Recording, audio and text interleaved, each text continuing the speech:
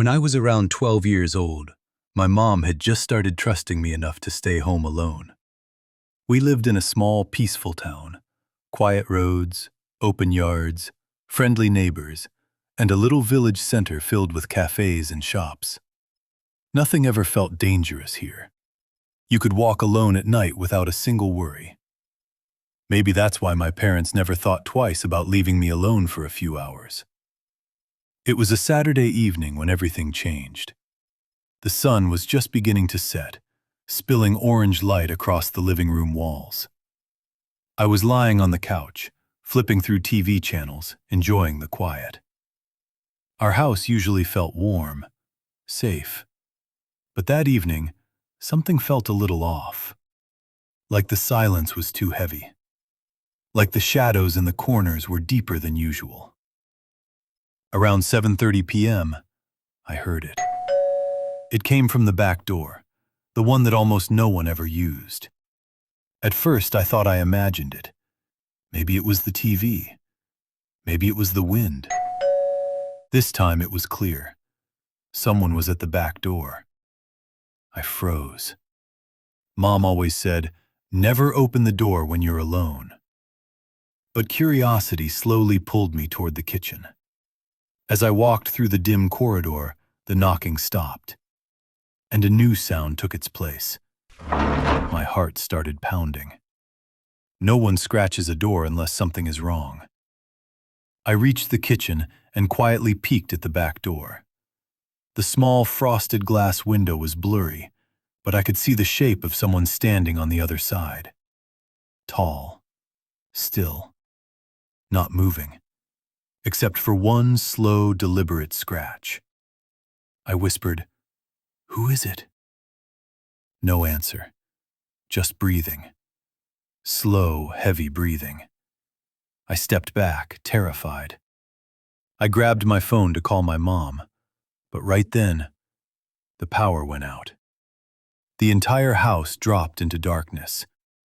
I stood there, trapped between the door and the silence, when suddenly, a voice whispered from the other side, "I know you're alone." The moment I heard that whisper, every hair on my body stood up. My throat tightened. I couldn't even scream. I stumbled backward, gripping my phone even though it was useless in the dark. The voice came again, closer this time, almost pressed against the wood. "Open the door. I just need to talk to you." No, no one talks like that.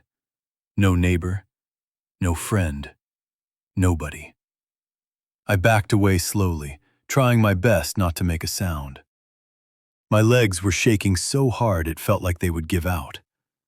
Then suddenly, the whole door shook. The plates on the kitchen counter rattled. It hit again, and again.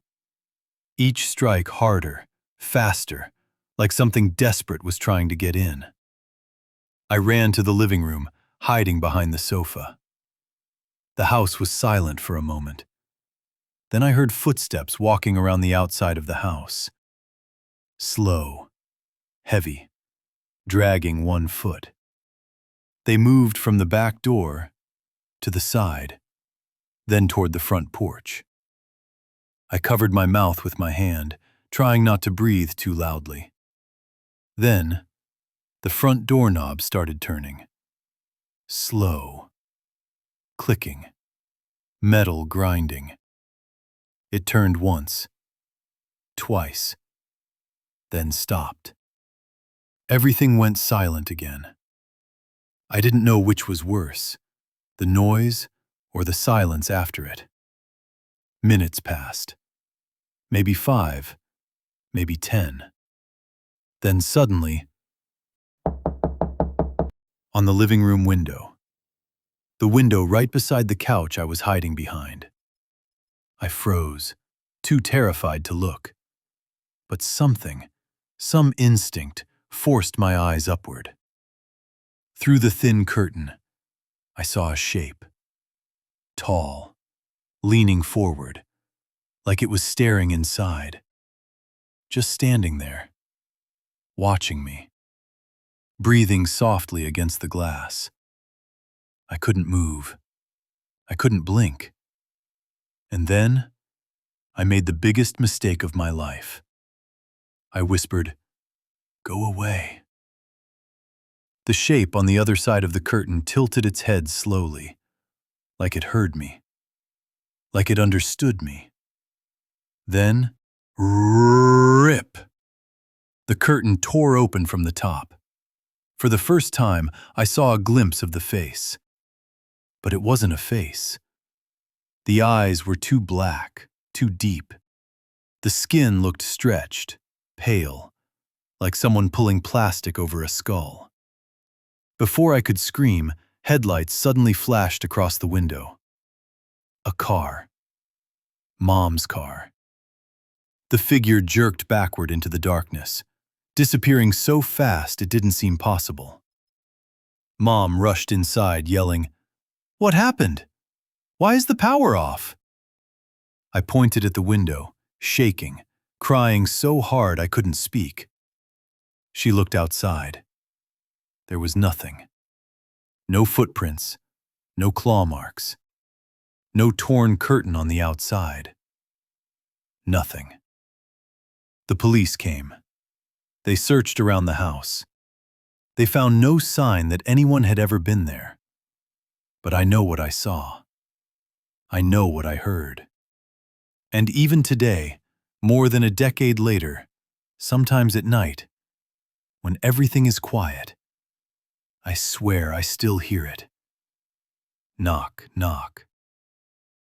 Are you alone?